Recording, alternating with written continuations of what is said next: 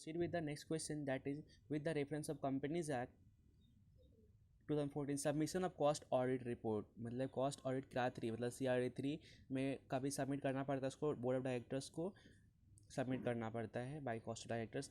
फिर applicability of rotation of cost auditor, हमें अभी तक फाइनेंशियल का देख लिया था।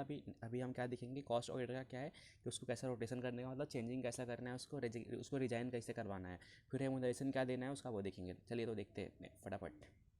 पहला क्या है, filing of cost audit report to the central to the board of directors by the cost auditor. Means जब भी वो सबमिट करता है कॉस्ट ऑडिटर तो क्या कैसे सबमिट करेगा वो देखते हैं। तो cost auditor required to submit the cost report along with the his reservation and qualification of suggestion in form CRA three. मतलब जो भी उसका ओपिनियन है, जो भी ऑब्जर्वेशन है, वो किसको देगा, कॉस्ट ऑडिटर को देगा, उसके रिपोर्ट के साथ में बताएगा, डिस्क्लोजर करके देगा। Company with in a period of कितना 180 दिनों के अंदर, सिंपली सी बात है 180 दिनों के अंदर कॉस्ट ऑडिटर मतलब रिपोर्ट सबमिट करता है किसको, बोर्ड ऑफ डायरेक्टर को विथ हिज ऑब्जर्वेशन। सिंपली सी बात है, कोई ज़्यादा घुमाने का नहीं। नेक्स्ट क्वेश्चन क्या है, applicability of rotation of cost auditor. तो यहाँ पे एक ऐसा कुछ रूल नहीं है कि कॉस्ट ऑडिटर को हम क्या कर सकते हैं, रोटेट कर सकते हैं, क्योंकि इसके लिए कुछ प्रोविजन बना ही नहीं है। तो चलिए देखते हैं। Provides the qualification disqualification right duties obligation auditor, किसके लिए बोला है, फाइनेंशियल के लिए। Shall apply to the cost auditor appointment, मतलब अपॉइंटमेंट के लिए तो हम इसी का ले लेते हैं कि जो भी फाइनेंशियल क्या है वही क्या है, किसके लिए, कॉस्ट ऑडिटर के लिए भी है। The eligibility qualification disqualification provided in 144 act power and duties जो प्रोवाइड इन सेक्शन 143। इसमें अब क्या बोलता है, specially state that the provision of 143 shall mutatis mutandis, हमने पहले भी फर्स्ट वीडियो में देखा कि मुटेंडिस मुटेंडिस होता है किसका, कॉस्ट ऑडिटर का। मतलब जब भी वो चाहे तभी वो अपना क्या कर सकते हैं, कुछ चेंजेस करना है तो कर सकते हैं। Apply to the cost auditor appointment under section 148, there is no other provision governing an appointment of cost audit, इसको छोड़ के कुछ बाकी नहीं है।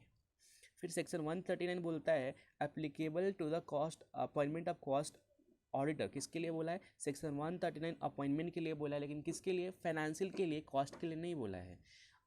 ठीक है, deals with the provision of rotation of the auditor, these provision are applicable only to the appointment of financial auditor, right.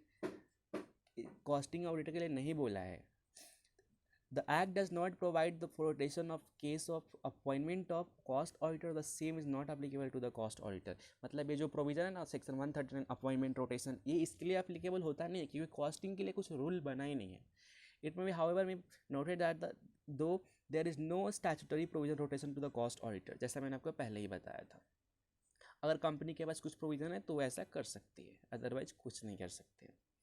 फिर आता है next question, rotation remuneration of cost auditor. Remuneration कैसा देने का हमने लास्ट वीडियो में देख रखा है, वापस फटाफट देख लेते हैं। तो सबसे पहले क्या, इसमें भी 3, अब इसमें क्या होता है, अगर ऑडिट कमेटी कॉन्स्टिट्यूट करती है तो सबसे पहला काम क्या है, बोर्ड क्या करते हैं, बोर्ड क्या करता है, एक इंडिविजुअल को अपॉइंट करता है।